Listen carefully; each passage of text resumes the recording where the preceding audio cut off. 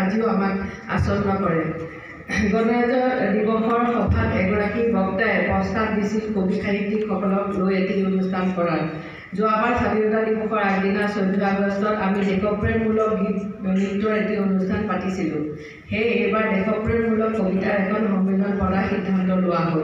আজি আপোনালোক জিলাখনৰ বিভিন্ন প্ৰান্তৰ পৰা আহিছে বিভিন্ন ভাষাত দেশপ্ৰেমমূলক কবিতা পাঠ কৰিবলৈ। আমি আপোনালোকক সকলোকে শুভেচ্ছা জনালোঁ আৰু এই সভালৈ আদৰণি জনালোঁ। ধন্যবাদ।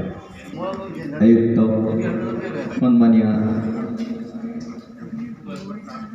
মধুমিতা ভাগৱতী বাইদেউলৈ আমি আন্তৰিক ধন্যবাদ আৰু কৃতজ্ঞতা জ্ঞাপন কৰিছোঁ। ইয়াৰ পিছতে আমি কবিতা পঠৰ অনুষ্ঠানলৈ